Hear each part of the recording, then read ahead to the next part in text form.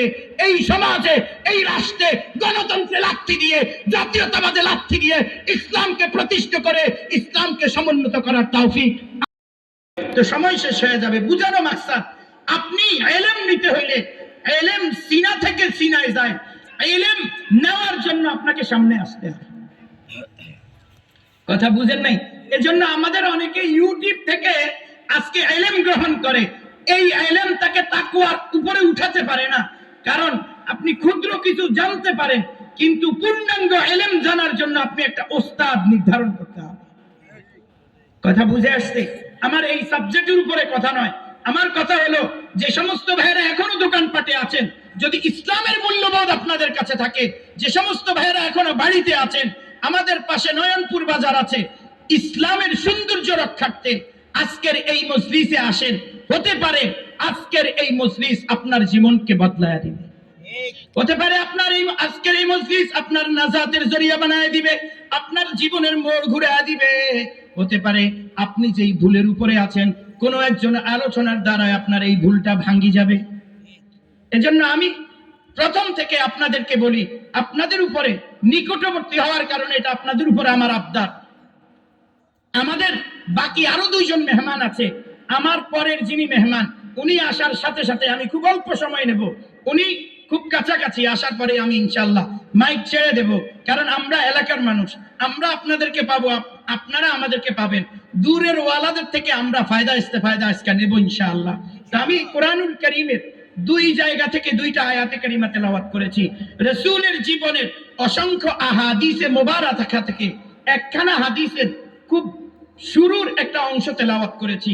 আমার নির্ধারিত সময় আমি এই দুইটা আয়াতের উপরে আপনাদেরকে সাদামাটা কিছু কথা বলার চেষ্টা করব। আমা তৌফিক ইল্লা বিল্লাহ। ও মুহতারাম, আল্লাহ রাব্বুল আলামিন এই পৃথিবীতে যা কিছু তৈরি করেছেন, সব কিছুর মধ্যে আল্লাহ রাব্বুল আলামিন আল্লাহর জন্য মনোনীত করেছেন শুধুমাত্র কেবলমাত্র মানুষকে। এই কথাটা, এই 5 সেকেন্ডের কথাটা একটু মনে রাখেন। যত বস্তু বানাইছেন এই পৃথিবীতে, আল্লাহ যা বানাইছেন, কি পরিমাণ বানাইছেন? আমরা অনেক সময় বলি 18,000 মাখলুকাত। কথা বলেন, বলি কিনা? এটা গলত মশহুর। অধিক বুঝাবার জন্য, কি বুঝাবার জন্য? আমরা অনেক বুঝাবার জন্য যেরকম অনেক বেশি বুঝাই, বেশি বুঝাবার জন্য যেমন শব্দ ব্যবহার করি অনেক, তো কোন ব্যক্তি হতে পারে বেশি বুঝাবার জন্য 18,000 মাখলুকাত বলছে। কিন্তু এটা কোরআনের কোনো কথা নয়, এটা হাদিসের কথা নয়। বুখারী শরীফের এক riwayate রাসূল সাল্লাল্লাহু আলাইহি ওয়াসাল্লাম বলেন, আল্লাহ 40,000 জগৎ সৃষ্টি করেছেন, এক এক জগতে রব্বুল আলামিন কোটি কোটি মাখলুকাত সৃষ্টি করেছেন। এক একটা জগতে কোটি কোটি মাখলুকাত।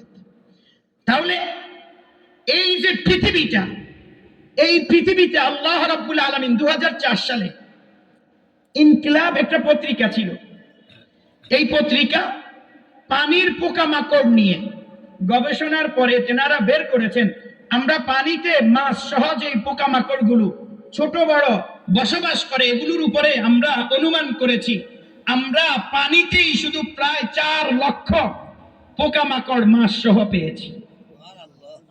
তাহলে যদি পানিতে, তারা বলে এটা আমাদের হাতের নাগালে আসছে, যেগুলো আসে নাই ওটা আরো কি পরিমাণ এটা আমাদের জানা নাই। তাহলে পানিতে যদি এই পরিমাণ থাকে, স্থলভাগে কি পরিমাণ আছে, উপরে কি পরিমাণ আছে, মাটির নিচে কি পরিমাণ আছে। কিছু প্রাণী আছে মাটির উপরে বসবাস করে, কিছু আছে মাটির নিচে বসবাস করে, কিছু আছে হাওয়ার উপরে বসবাস করে। আল্লাহ রাব্বুল আলামিন সব মিলায়া কোটি কোটি মাখলুকাত সৃষ্টি করেছেন। এর মধ্যে আল্লাহ রাব্বুল আলামিন শ্রেষ্ঠ বানিয়েছেন মানুষকে। আল্লাহ রাব্বুল আলামিন বলেন, খালাকাল্লাহুল আদামা আলা সূরাতিহিল ইয়াদাইয়া আলা সূরাতিহিল মারদিয়া, আমি কেবলমাত্র মানুষকে আমার কুদরতি হাতে তৈরি করেছি। রব্বুল আলামিন বলেন, লাকাদ খালাকনাল ইনসানা ফি আহসানি তাকওয়িম, আমি মানুষকে আমার কুদরতি হাতে তৈরি করেছি, তার চেহারাটাকে আমি সবচেয়ে সুন্দর করে বানাইছি। রব্বুল আলামিন বলেন, ওয়ালাকাদ কাররামনা বনি আদম, আমি বনি আদমকে দুনিয়ার সব বস্তু থেকে সবচেয়ে সম্মানিত করেছি।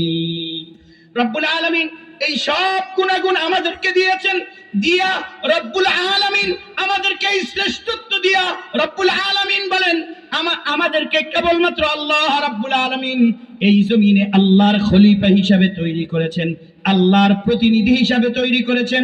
এই জমিন তৈরি করেছেন আল্লাহ, জমিনে যা তৈরি করেছেন রাসূল সাল্লাল্লাহু আলাইহি ওয়াসাল্লাম বলেন, আল্লাহ বলেছেন হাদিসে কুদসি, ইন্নামাদ দুনিয়া খুলিকাত লাকুম, সারা পৃথিবী তোমাদের জন্য, ওয়া আনতুম খুলিকতুম লিল আখিরাহ, আর কেবলমাত্র মানুষকে আমি তৈরি করেছি আখিরাতের জন্য। মানুষ দুনিয়াতে চিরস্থায়ী ভাবে থাকবে না, মানুষ চিরস্থায়ী জায়গা দুনিয়াতে নয়। দুনিয়াতে রব্বুল আলামিন খুব সীমিত একটা হায়াত মানুষকে দিয়েছেন পরীক্ষার জন্য। মানুষ খুব অল্প সময় আগেই দুনিয়াটা একটা খেলার মতো। কিসের মতো? কিসের মতো? খেলার বাড়ি। বাচ্চারা নারিকেলের মালা আইসা নিয়ে, নারিকেলের মালা আছে না, এটার মধ্যে মাটির মধ্যে গর্ত করে এক জায়গায় একটা মালা বসায়, কয় মাটি নিয়া, বলে এগুলো ভাত, আর একটার মধ্যে কিছু পাতা টাতা দিয়া বলে এগুলো রান্না করা তরকারি। একটু পরে এগুলোরে আবার ফালায়া দেয়। ওদের জীবনটা যেমন, ঠিক তেমনি ভাবে মানুষের জীবনটা এক জায়গায় স্থির নয় রে বন্ধু। আনতাল্লাযী ওয়ালাদাতকা উম্মুকা বাকিয়ান ওয়ান নাসু ইয়াদহাকুনা সুরুরা ফাজাহাকা লিনাফসিকা ইয ইয়াকুনু বাকিয়ান ওয়ান নাসু ইয়াদহাকুনা সুরুরাম মাসরুরা। যখন তুমি এসেছিলে ভবে, কেঁদেছিলে তুমি একা, হেসেছিল সবে, এমনই জীবন বন্ধু তুমি করিও গঠন, মরণে হাসিবে তুমি, কাঁদিবে ভুবন। আল্লাহ রাব্বুল আলামিন ছোট্ট একটা হায়াত দিয়েছে, হায়াতটা স্থির না। আজকে যদি আমার বয়স 40 বছর একদিন হয়, আগামীকালকে এটার মধ্যে থাকবে না, আগামীকালকে 40 বছর 2 দিন হয়ে যাবে। আজকে যদি আমার বয়স একদিন হয়, আগামীকালকে 2 দিন হয়ে যাবে। আজকে যদি আমি মরে যাই, এই পৃথিবীতে আর আগামীকালের জন্য আমাকে অপেক্ষা করবে না, মাটিতে পুঁতে দিবে। এজন্য আল্লাহ রাব্বুল আলামিন দুনিয়াটাকে আমাদের জন্য পরীক্ষার ঘর বানিয়েছেন, আখিরাতকে আমাদের জন্য আল্লাহ রাব্বুল আলামিনের দিদার যুক্ত জান্নাতুল ফিরদাউসের এক ঘর বানাইছেন, যেখানে রাব্বুল আলামিন আমাদের জন্য শুধুই আর শুধু আরামের এক ঘর বানিয়েছেন। এজন্য ওই রাব্বুল আলামিন একদিকে আমাদেরকে সবচেয়ে বেশি সম্মানিত করেছেন, আরেকদিকে দুনিয়াতে পরীক্ষার জন্য পাঠাইছেন। আর যত বস্তু আছে সব বস্তুকে রাসূল বলেন তোমাদের খেদমতের জন্য পাঠাইছে।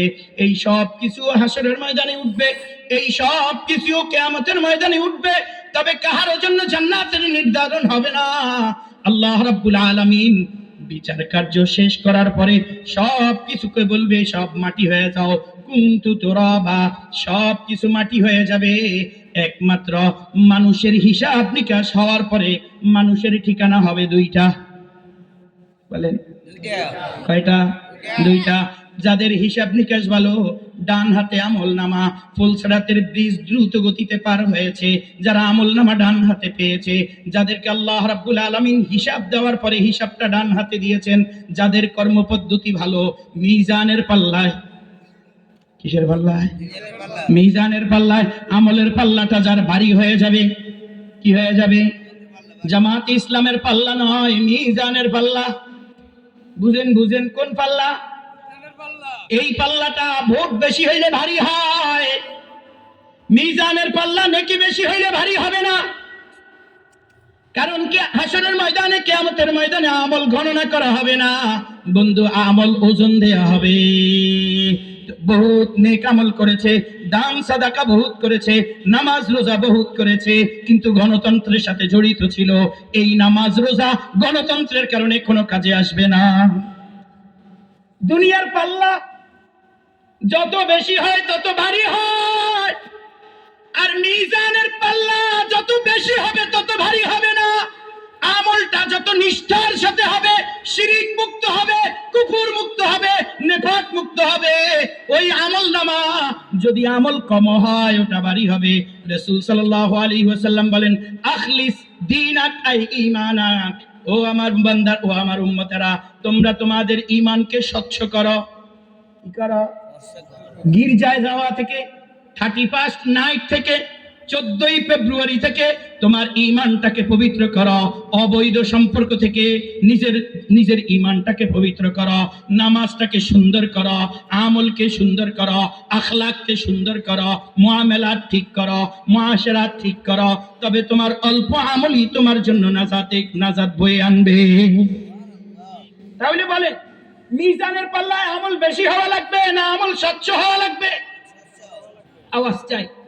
মিজানের পাল্লায় আমল বেশি হওয়া শর্ত না আমল স্বচ্ছ হওয়া শর্ত? আর আওয়াজ দিয়ে বলে আমল অল্প হবে, আমলটা। এজন্য আমাদের পূর্বপুরুষদের আমল কম ছিল, ওলামায়ে কেরাম কম ছিল, কিন্তু ভিতরে পেশও কম ছিল। বুঝেন না? এখন আমরা শিক্ষিত বেশি, ভিতরে পেঁচো বেশি।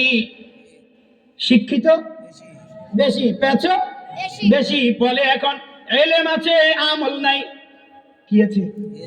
বলেন আমাদের ভিতরে ইলম বেশি, কি নাই গো? আমল নাই। আগের কালের মানুষের কাছে আমল ছিল কম, আমল ছিল বেশি, ইলম ছিল কম, জানা ছিল বেশি। জানা ছিল কম, মানা ছিল বেশি। আগের কালের মানুষ মানতো বেশি, জানতো কম। বলেন না? বলেন তো, শিক্ষিত এখন বেশি না আগে বেশি ছিল? ওয়াজ মাহফিল এখন বেশি না আগে বেশি? মাদ্রাসা মসজিদ এখন বেশি না আগে বেশি? বেপর্দা এখন বেশি না আগে বেশি ছিল? কথা কয় না? আমগো মারা দেখতাম নানার বাড়িতে যাইতে, কখন যাইতো? কখন? রাতে, বোরকা ছাড়া, বোরকা দিয়া, বোরকার উপরে কথা কন না, কি দিত? আর এখন আল্লাহ, এই বিষয়ে আজকে আমার আলোচনা নয়। আল্লাহ রাব্বুল আলামিন কোরআনুল কারীমে আমাদের প্রত্যেককে ডেকে বলেন, যারা ঈমান এনেছো, যারা কি এনেছো? আওয়াজ চাই, যারা কি এনেছো? আমরা প্রত্যেকে ঈমান আনছি আলহামদুলিল্লাহ।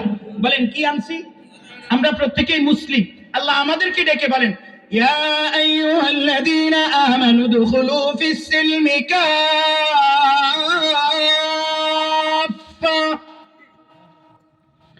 রব্বুল আলামিন বলেন, যারা ঈমান এনেছো পরিপূর্ণভাবে ইসলামে প্রবেশ করো। কার ঘোষণা? বলেন কার ঘোষণা? হাফেজ আগার ওয়াসলে খাহি সুলহ কুন বা খাসুম বা মুসলমান আল্লাহ আল্লাহ বা অনুরা রামরা। दिन नया शान नया रंग नया है, नाम में इस्लाम फकत काम से खाली। আজকে আমরা মুসলিম, আমার মন মতো মুসলিম, আমার স্বার্থ মতো মুসলিম, আমার মন মতো মুসলিম হওয়ার কারণে, আমি আমার মন মতো চলার কারণে ইসলামটাকে মোটিভেশন করে কোরআন সুন্নাহ থেকে ইসলাম না নিয়া নিজের বানানো ইসলামের উপরে চলতেছি। दिन नया शान नया रंग नया है, नाम में इस्लाम फकत काम से खाली। नामे इस्लाम रसूल बलेन, सयाती आलन नासी ज़मानुन ला यबका मिनल इस्लाम इल्ला इस्मु वला यबका मिनल कुरआन इल्ला रस्मु। আমার উম্মতের এক জামানা আসবে, কোরআন শুধু লিখিত হরফগুলো বাকি থাকবে, মুসলমান শুধু নামে বাকি থাকবে। আজকে আমরা মুসলমান কামে না নামে? বলেন মুসলমান কামে না নামে? একটু বুঝেন। বলবেন হুজুর নামে আর কামে, এটা বুঝি নাই। আপনারে কেউ যদি অমুসলিম বইলা গালি দেয়, আপনার ফেস্টিজে লাগে, ইগুতে লাগে। কিন্তু আপনি আপনার রাজনীতিতে, আপনার ব্যবসা, আপনার চাকরিতে, আপনার সংসারে, আপনার দৈনন্দিন জীবনে প্রতিদিন ইসলামের গলায় ছুরি দিচ্ছেন, আর কেউ যদি আপনাকে বেঈমান বলে আপনার ইগুতে লাগে। আজকে যারা তথাকথিত গণতন্ত্রের নামে রাজনীতি করেন, আপনার কাছে প্রশ্ন, যে রাজনীতি করতে গিয়ে মঞ্চ কাঁপায়া পেলেন কোরআনের দলিল দিয়া, আপনি বলুন আপনার এই গণতন্ত্রের জন্য কোরআন অবতরণ হয়েছে? মুহতারাম হাজিরিন, আজকে যে যা করে আমাদের দেশে, আমরা বিভিন্ন বাড়িতে দেখি রাত্রের 12টা থেকে এশারের পর থেকে কিছু কিছু মানুষের ওয়াজ শুরু হয়। আপনাদের এই অঞ্চলে আছে না নাই জানি না। রাত্রের 8টা 9টা 10টা 11টার পরে কি হয়? ওয়াজ শুরু হয়, ফজরের আগে দিতে অবারক বিতরণ হয়। ওর কাছে আমার প্রশ্ন, কিরে আল্লাহ তাআলা রাত্র দিছে ঘুমাবার লাই, দিন দিয়েছে ইবাদতের জন্য, তো মাহফিল যেহেতু করতে হয়, তো গতানুগতিক একটু 10টার ভিতরে মাহফিলটা শেষ করো। রাত্রে সব মানুষ যখন ঘুমায়, তো এলাকার কিছু পিচ্ছি পাচ্ছি আর রিক্সাওয়ালাদেরকে নিয়ে ওলামায়ে কেরামরে আমভাবে গালিগালাজ শুরু করে। বুঝেন নাই? বুঝেন নাই? ওরাও ওইখানে গালি দিতে ওলামায়ে কেরামকে ধর্ম ব্যবসায়ী বলে। ওদের কথা বলতে ওরা কোরআনের আয়াত পড়ে, কিন্তু কোরআনে কি বলেছে প্রতিটা কোরআনের আয়াত দিয়ে কোরআনকে বোঝা যায় না। কোরআন অবতরণ হয়েছে একটা প্রেক্ষাপটে, সুতরাং কোরআন বুঝতে হইলে তরজমা দিয়ে তুমি কোরআন বুঝাতে হবে না। কোরআনুল কারীমে বলছেন ওয়াবুদ রাব্বাকা হাত্তা ইয়াতিয়াকাল ইয়াকিন, তুমি আল্লাহর ইবাদত করতে থাকো কতক্ষণ পর্যন্ত, যতক্ষণ না তোমার ইয়াকিন আসে। তো এরা দলিল দেয় আমার ইয়াকিন এসে গেছে, এখন আর নামাজ পড়া লাগে না, এখন আমি বাতিনি নামাজ পড়ি। তুমি কোরআনের এই আয়াত দিয়ে, আয়াতের তরজমা দিয়ে কোরআন বুঝতে পারবে না। তুমি কোরআনের এই আয়াত দিয়ে, এটার তরজমা দিয়ে তুমি কোরআনকে বুঝতে পারবে না। তুমি এর ব্যাখ্যা দিয়ে কোরআনকে বুঝতে হবে, এটার শানে নুজুল দিয়ে কোরআনকে বুঝতে হবে। আল্লাহ তাআলা বলেন তোমার ইয়াকিন আসা মানে তোমার মৃত্যু আসা পর্যন্ত তুমি ইবাদত করো। এখানে ইয়াকিন শব্দের অর্থ মৃত্যু, এখানে ইয়াকিন শব্দের অর্থ দিলের দৃঢ় বিশ্বাস নয়, এখানে ইয়াকিন শব্দের অর্থ মৃত্যু। যতক্ষণ না তোমার মৃত্যু আসে ততক্ষণ আল্লাহর ইবাদত করো। তারা কি আমার কথা বুঝেছেন? এখন আপনি যদি বলেন কিরে নাচানাচি, এটা তো আমরাও দেখি, কোরআনেও তো নাচার কথা আছে, কুল আউযু বিরাব্বিন নাস মালিকিন নাস, এখানে তো শুধু নাচার কথা আছে। আপনার বাংলার এই নাচা আর এখানে নাচ শব্দ দুইটার অর্থ কি এক? এজন্য যে আলেমদেরকে রাত্রের 1টা বাজে গালি দিয়া তুমি কোরআনের আয়াত প্রচার করো, তুমি ধোঁকাবাজ পেট পালার পূজা করো। এজন্য মুহতারাম হাজিরিন, কোরআনকে বুঝতে হয় রাসূল সাল্লাল্লাহু আলাইহি ওয়াসাল্লামের জিন্দেগীর সুন্নাহ শরীফা দিয়া। তুমি যদি কোরআনকে তোমার মন মতো বুঝো, তোমার গণতন্ত্র দিয়া বুঝো, তোমার রাজনীতি দিয়া বুঝো। আজকে মাহফিলে উঠলে কেউ হুজুর রাজনীতি আলোচনা করিয়েন না, আমি বলি যে বলে রাজনীতি আলোচনা করিয়েন না, ইগা রাজনীতি শব্দটাকে আগে তারে জিজ্ঞেস করিয়েন এরা রাজনীতি শব্দের অর্থ কি। তো সে কইব এই প্রকৃত যারা হুজুররা তো আর রাজনীতি বুঝে না, রাজনীতি বুঝতে এক সময় আওয়ামী লীগ, এখন ওরা চলে গেছে, এখন ওদের জায়গায় ওদের যত কাজ ছিল আরেক দল বসে ওরা যা যা করতো হুবহু ওরা তা করে। আমাদের কিছু ইসলামিক দলও আগে রাজনীতির তথাকথিত পটু দেয়া বিভিন্ন বিষয়ের প্রতি বিরোধিতা করত, এখন রাজনীতিক ময়দানে যাওয়ার পরে এখন আর ভিডিও করা, পটু তোলা, পটু লটকায়া ভোট চাওয়া এটাকে গুনাহ মনে করে না। কারণ এমন নাফাকির মধ্যে প্রবেশ করে ওরা, ধীরে ধীরে ধীরে ধীরে ইসলামটাকে নিজের মতো সাজায় নেয়, ইসলামের গণ্ডিতেও আছে না নাই এটাও চিন্তা করে না। এজন্য আমার কথায় কেউ মনে কষ্ট নিয়েন না, মনে কষ্ট নিলেও লাভ হবে না।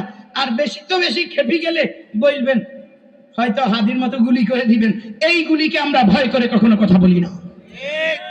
জওয়ানি কর ফেদাও ফর কে জশ্নে দি জওয়ানি কো, এই জীবন নেওয়ার জন্যই আমরা আসছি, এই জীবন ধরে রাখার নাম বিড়াল, এই জীবন কোরবান করে দেওয়ার নাম সিংহ।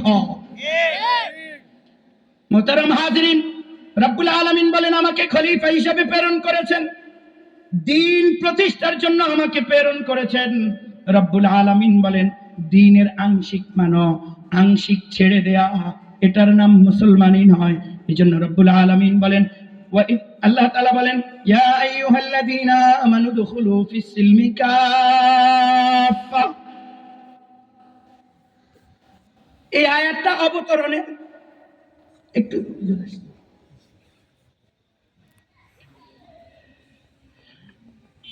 আল্লাহ রাব্বুল আলামিন কুরআনুল কারীমের মধ্যে এই আয়াতটা আনার প্রেক্ষাপট, যেই অবস্থায় এই কোরআনের এই আয়াতটা অবতরণ হয়েছে, সাহাবাই কেরামের মধ্যে একজন সাহাবী ছিলেন, আগে মুশরিক ছিলেন, রাসূলের হাতে হাত দিয়ে মুসলিম হয়েছে। তো তিনি যেই ধর্মে ছিলেন এই ধর্মে উটের গোশত খাওয়া হারাম, ইসলাম ধর্মে এর গোশত খাওয়া জায়েজ। এখন আগে যেহেতু সে বিধর্মী ছিল, এখন স্বাভাবিকভাবে এই ধর্মে আসার পরে স্বাভাবিক সব একসাথে মিলে যাবে না, আস্তে আস্তে সে তার অভ্যাসগুলো পরিবর্তন করবে, এটাই স্বাভাবিক। এখন এক সফরে সব সাহাবাই কেরাম উটের গোস্ত খাইলেন, এই সাহাবী রাদিয়াল্লাহু তাআলা আনহু উটের গোস্ত খাইলেন না। পরে সফর থেকে যখন ফিরে আসলেন, ফিরে আসার পরে এক সাহাবী রাসূল সাল্লাল্লাহু আলাইহি ওয়াসাল্লামের কাছে অভিযোগ করলেন, ইয়া রাসূলুল্লাহ, আপনার সাহাবী তিনি উটের গোস্ত খান না। বলেন তো গরুর গোস্ত খাওয়া ফরজ না ওয়াজিব? কোনটা? জায়েজ, জায়েজ বলেন না, ফরজও না ওয়াজিবও না, এটা ইসলামে একটা জায়েজ। মাছ খাওয়া ইসলামে। এখন আপনি যদি না খান, ইমামে আজম আবু হানিফা রাহমাতুল্লাহ আলাইহি নদীর তীরে ছিলেন কিন্তু কখনো মাছ খান নাই। তেনার একটা অভিমত ছিল, বর্তমান যুগে এই মাসালা বললে ডাক্তাররা কইবে এই হুজুরের মাথা খারাপ, কারণ বর্তমানে সব মেডিসিন তো, যদি ভালো থাইকা থাকে একমাত্র সাগর নদীর মাছটা মেডিসিন মুক্ত আছে। এটাকে যে মাছ খায় না তার পেটের খাবারটা হজম হয় কম। হযরত ইমামে আজম আবু হানিফা রাহমাতুল্লাহ আলাইহি নদীর তীরে থাকা অবস্থায়ও তিনি মাছ খান নাই। কেউ জিজ্ঞাসা করতেন কেন আপনি মাছ খান না? তেনার অভিমত ছিল মাছ খাওয়ার দ্বারায় মানুষের জেহান হেদ শক্তি কমে যায়, স্মরণ শক্তি কমে যায়, এই জন্য আমি মাছ কম খাই। তিনি মাছ খেতেন না, তো এটা খাইতেন না, এই জন্য তিনি কাফের হয়ে যান নাই, কারণ ইসলামে এটা একটা জায়েজ জিনিস। রাসূল সাল্লাল্লাহু আলাইহি ওয়াসাল্লামের কাছে যখন নালিশ আসলো, রাসূল সাল্লাল্লাহু আলাইহি ওয়াসাল্লাম এর উত্তরে কি বলবেন আল্লাহ তাআলার ওহীর অপেক্ষা করেছেন। একটু পরে জিবরাইল আলাইহিস সালাতু ওয়াস সালাম এই আয়াত নিয়ে আসেন, ইয়া আইয়ুহাল্লাযীনা আমানু দুখুলু ফিস সিলমি কাফা। হে আমার সাহাবী, তুমি উটের গোশতটা যেহেতু আমি আল্লাহ তাআলা তোমাদের উপরে হালাল করেছি, আল্লাহর হালালটাকে হালাল হিসাবে গ্রহণ করো। ওয়া মা আতাকুমুর রাসূলু ফাখুযুহু ওয়া মা নাহাকুম আনহু ফান্তাহু। আমি যেটাকে হালাল করেছি এটা ধরো, আমি যেটাকে হারাম করেছি এটা ছাড়ো। রাসূল সাল্লাল্লাহু আলাইহি ওয়াসাল্লামের উপরে আয়াত অবতরণ হয়েছে, হে মুসলমানরা, হে আমার সাহাবায়ে কেরামরা, তোমরা পরিপূর্ণরূপে ইসলামের মধ্যে প্রবেশ করো। বলেন তো ইসলামের কোন বিধান ছেড়ে দেওয়ার কারণে আল্লাহ তাআলার পক্ষ থেকে ধমক আসছে? একটা জায়েজ বিধান ছেড়ে দেওয়ার কারণে রাসূল সাল্লাল্লাহু আলাইহি সাল্লামের সাহাবীর উপরে আয়াত অবতীর্ণ হয়েছে। আজকে কোন মানুষ নামাজ পড়ে না, এরপরেও কয় ঈমান ঠিক আছে। কথা কয় না, কথা কয় না। উনি জায়েজ একটা জিনিস ছেড়েছেন। কিরে বাবা ইবলিস কি কারণে কাফের হয়েছেন? আল্লাহ রাব্বুল আলামিন তার জীবনে তো সবচেয়ে বেশি ইবাদত ছিল, এই জমিনের কোন জায়গা নাই যেই জায়গায় তার সিজদা পড়ে নাই। এত বড় আবেদ, এত বড় আলেম, কি কারণে সে কাফের হয়েছে? আল্লাহ রাব্বুল আলামিন কুরআনুল কারীমের মধ্যে তার ঘটনা বর্ণনা করেন, আবা ওয়াস্তাকবারা। সে শুধু সিজদাই করলো না, না করে এইখান তো হইল না, এই ব্যক্তিটা দুইটা কাজ করেছে। একত আমি বলছি ফাসাজাদু, সবাই সিজদা করছে, ইল্লা ইবলিস, ইবলিস সিজদা করে নাই। একটা অন্যায় করেছে, সিজদা করে নাই। দ্বিতীয় নম্বর অন্যায় করেছে আবা ওয়াস্তাকবারা, অস্বীকার করেছে। কি করেছে? একদিকে কি করেছে? সিজদা করে নাই, হুকুমের লঙ্ঘন করেছে, আর একদিকে অস্বীকার করেছে। বড়াই নিজের বড়ত্ব জাহের করছে। আদমকে বানাইছেন মাটি দিয়া আর আমাকে বানাইছেন আগুন দিয়া, তো আমি উপরেরটা নিচেকে সিজদা করতে পারে না, নিজে কারণ দর্শাইছে, অহংকার করেছে। আবা ওয়াস্তাকবারা, একদিকে কারণ দর্শাইছে আরেকদিকে অহংকার করেছে, আল্লাহ তাআলা তাকে হালাক করে দিয়েছে। আজকে যেই ব্যক্তিটার কাছে আপনি নামাজের জন্য দাওয়াত দিয়ে যান, খেলাফতের জন্য দাওয়াত দিয়ে যান, সে খেলাফত কায়েম করার পরিবর্তে আপনাকে গণতন্ত্রের পথ দেখায়, সে খেলাফত কায়েম করার পরিবর্তে আপনাকে ভিন্ন কিছু দেখায়। এটা সম্ভব না, এটা বলে তো বুঝাইতে চায় আল্লাহ অসম্ভব একটা জিনিস আমার উপরে চাপায়া দিয়েছেন। এরকম প্রশ্নকারী কিয়ামতের আগে আমাদের মধ্যে আবির্ভাব হবে। এজন্য আল্লাহ রাব্বুল আলামিন রাসূল সাল্লাল্লাহু আলাইহি সাল্লামের উপরে 1450 বছর আগে 1450 বছর আগে আয়াত নাজিল করেছেন। আল্লাহ রাব্বুল আলামিন বলেন, হে আমার হাবিব, লা ইউকাল্লিফুল্লাহু নাফসান ইল্লা উসআহা লাহা মা কাসাবাত ওয়া আলাইহা মাকতাসাবাত। আল্লাহ রাব্বুল আলামিন আমাদের উপরে এমন কোন বিধান ফরজ করেন নাই, এমন কোন বিধান চাপায়া দেন নাই যেটা আমরা পালন করতে পারবো না। আল্লাহ আমাদের সাধ্যের ভিতরে রাখাই আল্লাহ রাব্বুল আলামিন আমাদের উপরে বিধান দিয়েছেন। বাকি বিধান কামা হক পরিপূর্ণ জায়গায় নিতে হইলে কিছু রক্ত ঝরাইতে হয়, কারণ ইসলাম এটা একটা বৃক্ষ। বলেন ইসলাম এটা একটা গাছ, যেই গাছের নিচে শুধু পানি ঢাললে চলে না। একটা সন্তান প্রসব করতে, একটা সন্তান দুনিয়াতে আসতে যেরকম আব্বা আম্মার রক্ত ঝরে, এই সন্তানের চেহারা দেখার জন্য এক পরিবারের বিভিন্ন জনের নানা কষ্ট বইতে হয়। একটা পৃথিবীর মধ্যে ইসলাম নামক গাছ প্রতিষ্ঠিত হওয়ার জন্য শুধু দোয়াই হয় না, শুধু দাওয়াতেই হয় না, কখনো কখনো সাহাবাই কেরামের মতো তাজা রক্ত জমিনে ঢেলে দিতে হয়। তাজা রক্ত, এজন্য বহু সাহাবীর জীবন আছে। সাহাবী এইমাত্র মুসলমান হয়েছে, এক রাকাত নামাজ তো দূরের কথা, এক ওয়াক্ত নামাজ তো দূরের কথা, এক রাকাত তো দূরের কথা, একটা সিজদা করারও সুযোগ পায় নাই। এই মুহূর্তে দাওয়াত এসে গেছে, এই মুহূর্তে দায়িত্ব এসে গেছে ইসলাম নামক এই গাছের নিচে রক্ত দেওয়ার। সাহাবাই কেরাম এক রাকাত নামাজের সুযোগ হয় নাই, একবার একটু মুরাকাবা করার সুযোগ হয় নাই, বিবির সাক্ষাতের সুযোগ হয় নাই। এই মুহূর্তে ডাক আসছে জিহাদের ময়দানে গিয়ে সাহাবী সাথে সাথে শহীদ হয়ে গেছে, রক্ত দিয়ে এই ইসলাম নামক বৃক্ষটাকে কায়েম রেখেছে। যার ফলে আজকে আপনার মাথায় টুপি, আজকে এখানে মসজিদ, আজকে ওখানে মাদ্রাসা, আজকে এখানে এই রাষ্ট্রে মুসলিম, আজকে ওই রাষ্ট্রে মুসলিম, আজকে এখানে মুসলিম, আজকে এখানে মুসলিম। এই সব মুসলমানদের পিছনে আমাদের এই দেশে আমরা বলি আমরা হিন্দুদের সন্তান। নাউজুবিল্লাহ। বলে এই দেশ হিন্দুস্তান ছিল, হিন্দুরা বসবাস করত। আমি বলি না না না না, তুমি শুধু বাবাকে চিনলে হবে না, বাবার বাবাকে দাদাকেও তুমি চিনতে হবে। বুঝেন নাই? বাবা, শুধু বাবা দিয়ে আমার বংশ পরিচয় আসে নাই। আমার বাবা দুনিয়াতে আসার জন্য দাদার প্রয়োজন হয়েছে।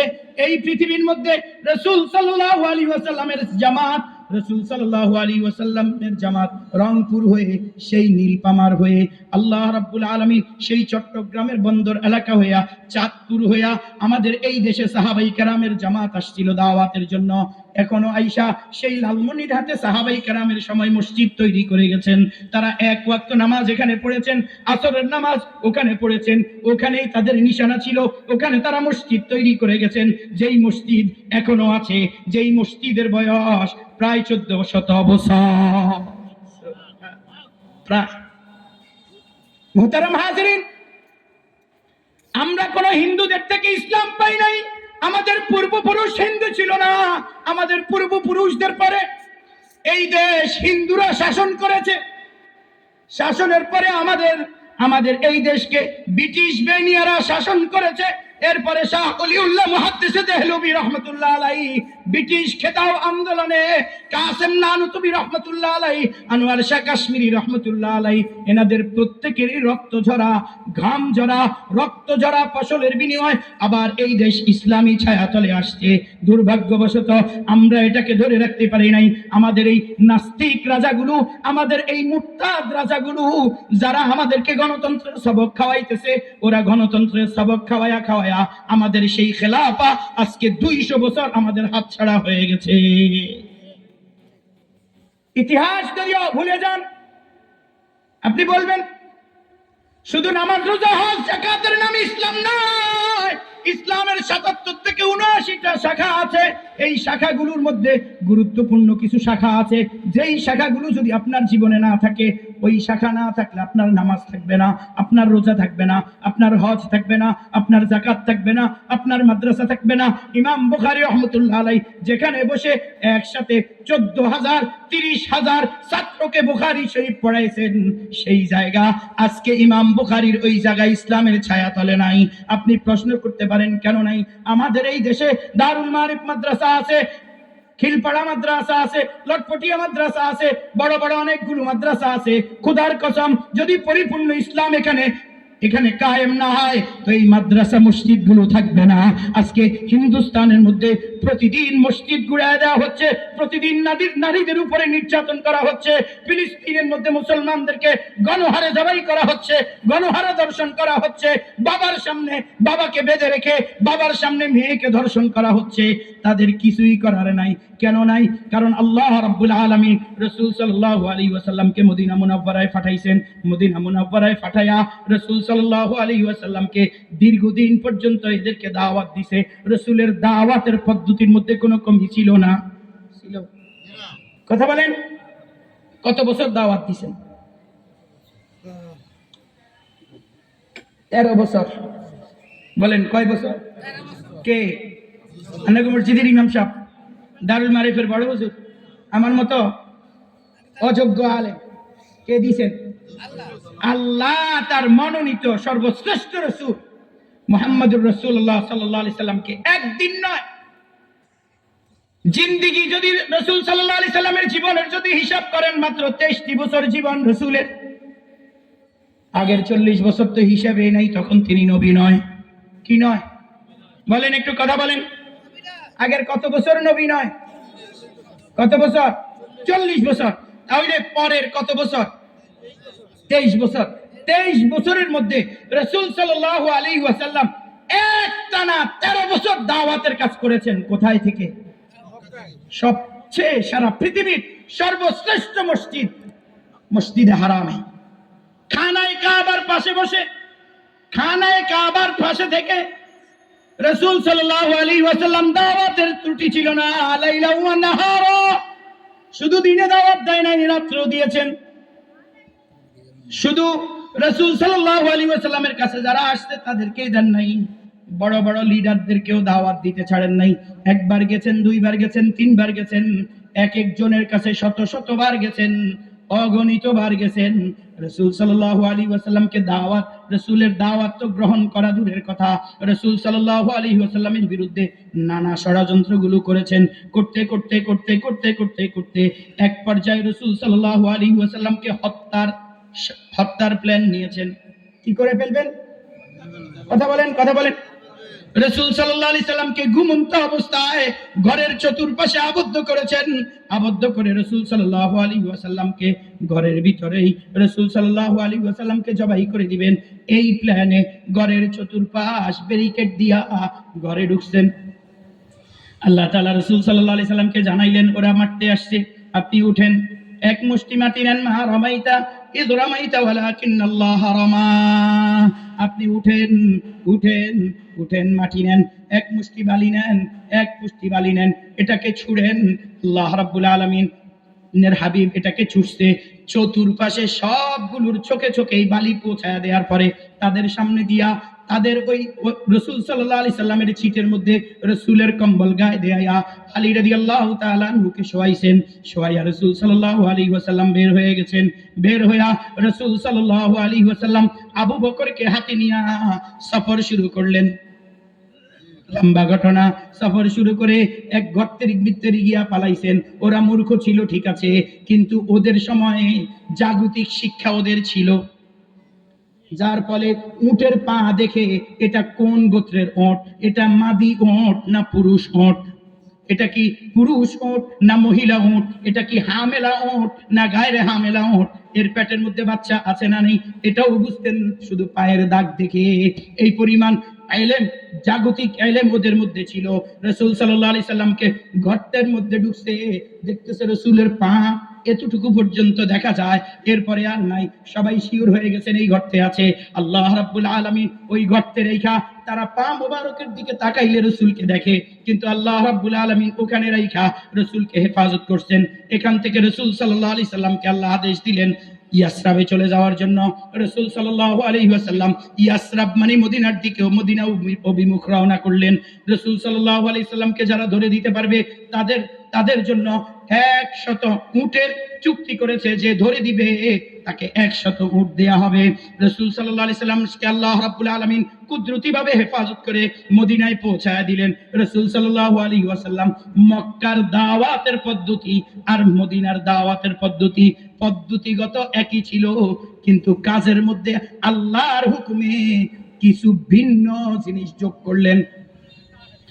এ পর্যন্ত রাসূল সাল্লাল্লাহু আলাইহি ওয়াসাল্লামের মক্কার দাওয়াতের বিনিময়ে রাসূল সাল্লাল্লাহু আলাইহি ওয়াসাল্লামের কাছে 280 থেকে 82 জন সাহাবায়ে কেরাম রাসূলের হাতে হাত দিয়া মুসলমান হয়েছে। এটা মক্কার ঘটনা। রাসূল সাল্লাল্লাহু আলাইহি সাল্লাম যখন মদিনায় গেছেন, কালিমা ওটারই দাওয়াত দিয়েছেন, ওই রাসূলই ছিলেন, কিন্তু পদ্ধতিগত একটু ভুল করেছেন। পদ্ধতিগত সিস্টেমে একটু পরিবর্তন এনেছেন। সেই সিস্টেমে পরিবর্তনটা হইল, রাসূল সাল্লাল্লাহু আলাইহি সাল্লাম মদিনা মুনাওয়ারায় যাইয়া তাদেরকে নিয়ে যখন হালাকা বানাইলেন, বিভিন্ন দেশে চিঠি দিতে শুরু করলেন।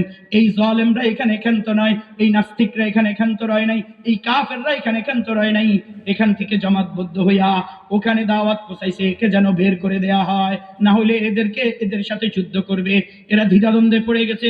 সব কিছুর পরে রাসূলের সান্ত্বনার দ্বারায় আল্লাহর উপরে বিশ্বাস রেখে ওরা জমে গেছে। জমে যাওয়ার পরে আল্লাহ রাব্বুল আলামিন এবার দেখছে যে ওদেরকে বিভিন্ন লোভ দেয়া, ভয় দেখায়া কিছু করা যায় নাই। এবার রাসূল সাল্লাল্লাহু আলাইহি ওয়াসাল্লামের সাথে প্রথম বড় যুদ্ধ, বদরের যুদ্ধের হুমকি দিয়েছেন। তারা যুদ্ধের জন্য প্রস্তুতি নিল। এই দিক থেকে রাসূল যুদ্ধের জন্য প্রস্তুতি নিলেন। প্রস্তুতি দুই দিক থেকে শুরু। আল্লাহ রাব্বুল আলামিন এবার আল্লাহ তাআলা রাসূলকে অনুমতি দিলেন, আজকে এখন আর দাওয়াত দিবেন, লা ইলাহা ইল্লাল্লাহ মানো, জান্নাতে চলে যাবা। শুধু এই দাওয়াত নয়, যদি তুমি শান্তি পেতে চাও, তোমার জন্য দুইটা পথ। হয়তো তুমি দাওয়াত গ্রহণ করো, হয়তো তুমি কথা বলেন, হয়তো তুমি দাওয়াত গ্রহণ করো, না হইলে এই এরিয়ার মধ্যে থাকলে তুমি দাওয়াত গ্রহণ না করলে, তুমি হিন্দু হও, বৌদ্ধ হও, অন্য ধর্মাবলম্বী হও, অসুবিধা নাই, কিন্তু তোমার নিরাপত্তা নিশ্চিত করা এটা আমাদের দায়িত্ব। যেহেতু আমরা রাষ্ট্র পরিচালনা, রাষ্ট্রের দায়িত্ব আমরা নিয়েছি, মদিনা একটা রাষ্ট্র কায়েম করেছি, এই রাষ্ট্রের ভিতরে তুমি যদি থাকতে হয়, তোমার নিরাপত্তা বাদশা দিবে, রাসূল সাল্লাল্লাহু আলাইহি সাল্লাম দিবে, কিন্তু তুমি কর দিতে হবে, জিজিয়া দিতে হবে। কি দিতে হবে? জিজিয়া। এবার তৃতীয় হুঙ্কার রাসূল ছাড়লেন, তুমি ইসলাম গ্রহণ করবে না, মদিনায় থাকবা, কিন্তু কর দিবে না, ট্যাক্স দিবে না, তাহলে যুদ্ধের জন্য প্রস্তুতি নাও। এবার আর নরম কথা নয়, এবার শক্ত কথা। যেই কথাটা মক্কায় বলেছেন, এই কথাও রাসূল সাল্লাল্লাহু আলাইহি সাল্লাম মক্কায় ছাড়েন নাই। রাসূলকে আল্লাহ তাআলা, রাসূল বলেন, বুইসতুল সাইয়্যিদ, আমাকে তরবারি সহ প্রেরণ করা হয়েছে, আমি তরবারি সহ দুনিয়াতে আসছি। এজন্য আজকের মুসলমান অধঃপতনের পিছনে সারা পৃথিবীতে এখন যে পরিমাণ মুসলিম, পৃথিবীর ইতিহাসে এত বিপুল পরিমাণ মুসলমান পৃথিবীর ইতিহাসে পাওয়া যায় নাই। কিন্তু আজকের পৃথিবীতে মুসলমান লাঞ্ছিত বেশি, অপদস্থ বেশি, অবহেলিত বেশি, লাঞ্ছিত বেশি। আপনি যদি প্রশ্ন করেন কেন বেশি মুসলমানের দুনিয়ায় মুসলমান লাঞ্ছিত, মুসলমান বঞ্চিত, মুসলমান অপদস্থ, উত্তর একটাই হবে, রাসূলের বাতলানো পথ থেকে, রাসূলের জীবন আদর্শ থেকে আমরা পিছে হয়ে গেছি। কি হয়ে গেছি? যতদিন পর্যন্ত রাসূল সাল্লাল্লাহু আলাইহি ওয়াসাল্লামের আদর্শ সাহাবায়ে কেরাম ধরে রেখেছেন, সাহাবায়ে কেরামের দিকে চোখ তাকাবার কোন শক্তি সারা পৃথিবীতে ছিল না। যেই দিন মুসলমানরা রাসূলের আদর্শকে ভুলে গেছেন, ওই দিন থেকে মুসলমানের কানের ডগা ধইরা ধইরা কাফেররা নাড়া। কেন? কারণ মুসলমান হক থেকে রাসূল সাল্লাল্লাহু আলাইহি ওয়াসাল্লাম, মুসলিম শরীফের এক রওয়ায়াতের মধ্যে রাসূল সাল্লাল্লাহু আলাইহি ওয়াসাল্লাম বলেন, আল্লাহ রাব্বুল আলামিন আমাদেরকে পরিপূর্ণ ইসলামের মধ্যে প্রবেশ করে ইসলামকে, ইসলামের সৌন্দর্যকে নিজের জীবনের মধ্যে ধারণ করা, ইসলামকে সর্বোত্তীর্ণ করা, ইসলামের জন্য জীবন দিয়ে, রক্ত দিয়ে ইসলামের জন্য উৎসর্গিত হওয়ার তৌফিক আমাদেরকে দান করেন। আমি আয়াত পড়েছিলাম, আমাদেরকে পরিপূর্ণ ইসলামের মধ্যে প্রবেশ করা। আল্লাহ রাব্বুল আলামিন ইসলামের এক দুই শাখা নয়, ইসলামের পরিপূর্ণ শাখার উপরে আমি আদম সহ আমাদেরকে দান করুন। আমিন সুম্মা আমিন ওয়া আখিরু দাওয়ানা আলহামদুলিল্লাহি রাব্বিল আলামিন। আসসালামু আলাইকুম।